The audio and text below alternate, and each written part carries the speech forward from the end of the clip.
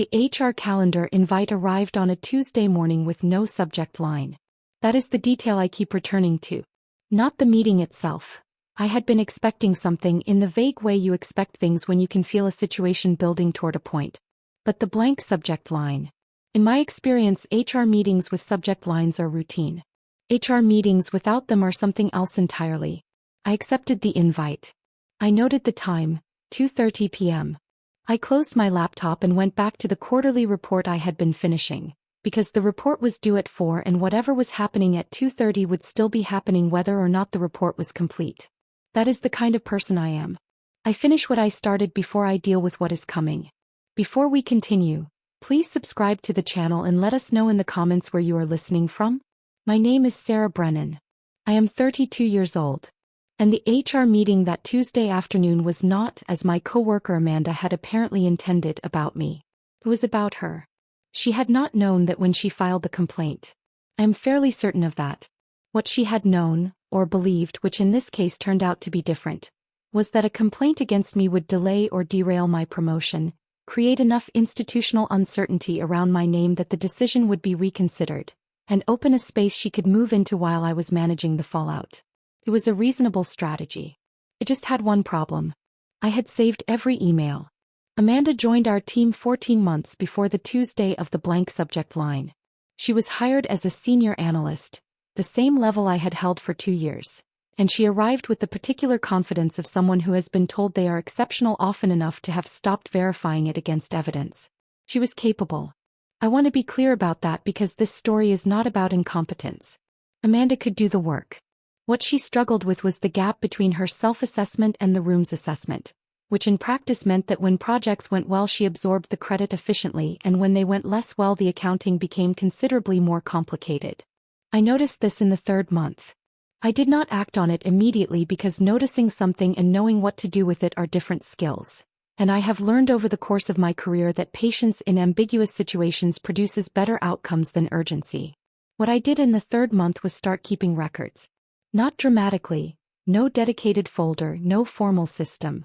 I simply began being more deliberate about documentation I had always done loosely. Time-stamped notes after significant meetings.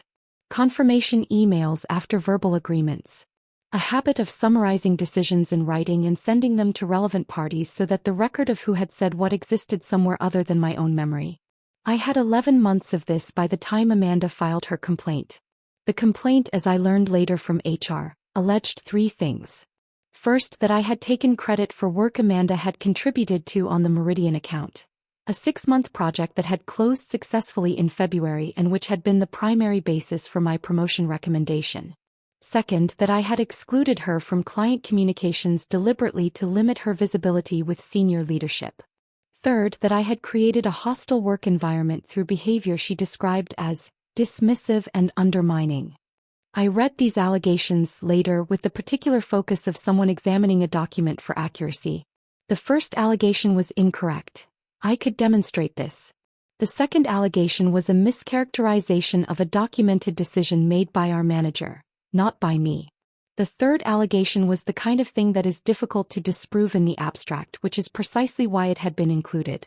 Amanda had thought carefully about this. I gave her credit for that. She had not thought carefully enough about what I had saved. The 2:30 meeting lasted 40 minutes. I arrived with a folder. Not thick, not dramatic, organized the way I organize things that matter. The HR representative, a woman named Carol who I had interacted with twice before on routine matters, asked me to sit down and told me a complaint had been filed and asked if I was aware of the specific allegations. I said I was not aware of the specific complaint but that I had some sense of the situation and had brought documentation that might be relevant. Carol looked at the folder. She asked if she could review it. I opened it and walked her through it methodically. 12 items organized chronologically. Item 1. The original project assignment email for the Meridian account, sent by our manager to me alone, 3 weeks before Amanda had been added to the project in a supporting capacity. Item 2. The documented scope of Amanda's contribution, 4 deliverables out of 31 total, confirmed in a mid-project check-in email that Amanda herself had sent, listing her assigned sections. Item 3. The client communication thread from which Amanda alleged she had been excluded, including the email from our manager specifically directing me to handle client-facing communications directly because the client had requested a single point of contact after a miscommunication in week 2. Item 4 through 8. Email exchanges between Amanda and me over 4 months that I had characterized internally at the time as increasingly tense, but that read in the written record as entirely professional on my part and increasingly pointed on hers. Item 9. An email Amanda had sent to a colleague, not to me, forwarded to me accidentally 3 months earlier, in which she described the Meridian account as basically mine, and said she was working on making that clearer to the right people. I placed item 9 on Carol's desk separately from the others. Carol read it twice. Then she asked me to wait outside. I sat in the HR waiting area for 22 minutes. There was a plant near the window that needed water. I thought about the quarterly report which I had finished at 2:15 before walking down the hall. I thought about Amanda, who was in her 3rd meeting of the day and did not yet know that the blank subject line on her calendar was not going to read the way she had expected. Carol came out at 2:52. She thanked me for the documentation. She said the matter would require further review. She said she would be in touch by end of week. I thanked her and went back to my desk.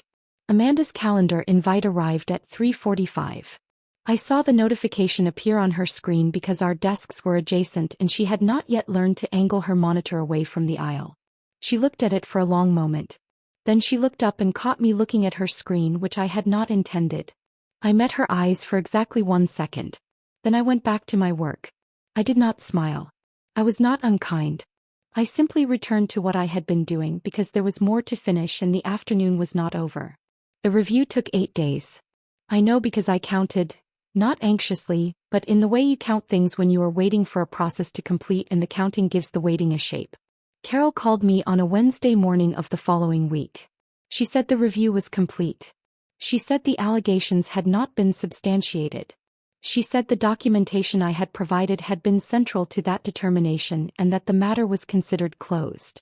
She said one additional thing carefully in the particular language HR uses when they are telling you something significant without being able to state it directly, that any concerns about workplace conduct going forward should be reported promptly and that the department took the integrity of the complaints process seriously. I thanked her. I ended the call. The promotion was confirmed the following Monday.